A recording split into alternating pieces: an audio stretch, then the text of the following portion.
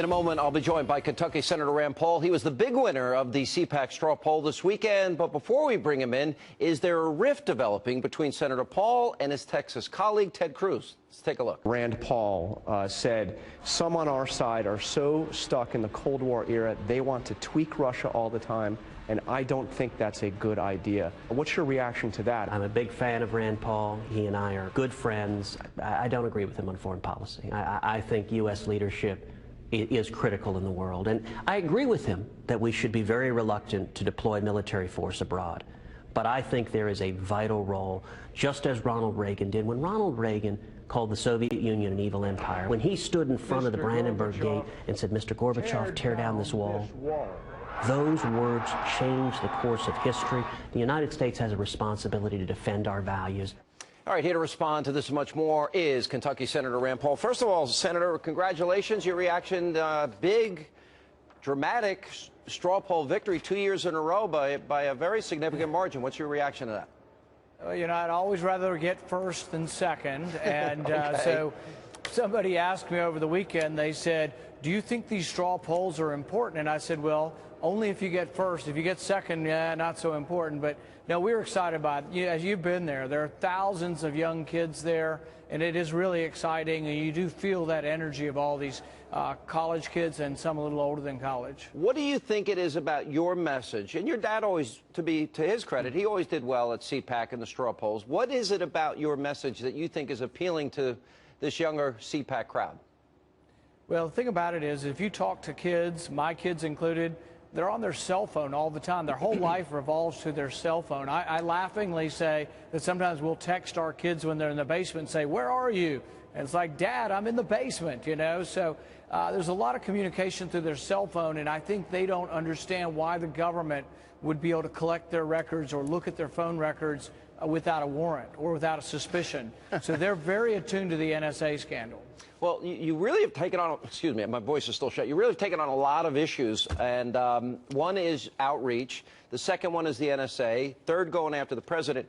Do you agree with Ted Cruz when he says, Rand and I are good friends? Do you agree with that statement? We always have been good friends. I'm not real excited about him mischaracterizing my views, and, you know, I won't let that pass. I think that, you know, sometimes people want to stand up and say, hey, look at me, I'm the next Ronald Reagan. Well, almost all of us in the party are big fans of Ronald Reagan. I was a 13-year-old kid when my dad was a delegate for Reagan. I was there in Kansas City. I've always been a big fan of peace through strength. I think America should and has a responsibility around the world. And really, virtually all of the opinions that have been coming from Republicans are somewhat the same on this, that Putin should be condemned, he should be isolated. I favor sanctions against Putin. So for people to characterize that as somehow not being the Reagan position, I think they need to have a rereading of Reagan, frankly. Reagan was famous. Yeah. Do you think that your positions are the same then, or basically the same? I think on a lot of these issues, yeah, that I'm well within the Republican tradition, well within those who are here. I think that we do need to have a stronger presence and project a stronger ideas of cultivating freedom around the world. And I also agree, though, with Ronald Reagan, who often said, or in one of his inaugural speeches said to potential adversaries, don't mistake our reluctance for war for a lack of resolve. Reagan was strong. He built up the military. He had a military that was second to none. I still believe all of that. So what's inappropriate is for people, particularly other Republicans, to mischaracterize or attempt to characterize my foreign policy as something it isn't. They're more than welcome to have their own, but they need to be a little wary of trying to mischaracterize mine. Do you want him to apologize?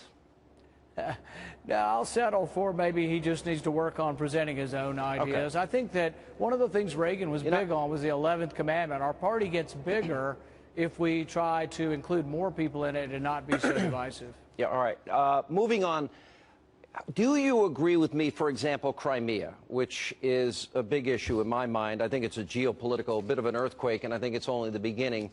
I would deploy the missile defense system in the Czech Republic and Poland, something this president pulled back on. The second thing I would do is I think this points more than anything else, again, towards the need for energy independence. Do you agree with both those things?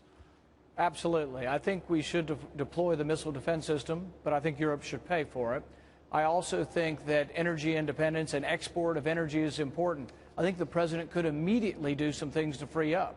The Keystone Pipeline ought to be approved 2 years ago. We ought to begin exporting liquid natural gas, as well as oil exports. We need to open up and have more trade with Europe. Russia has a difficult time making a profit if oil goes below $90 a barrel. So yes, part of our energy policy ought to be producing enough that Russia can't dictate to Europe and that Europe is not beholden to Russia.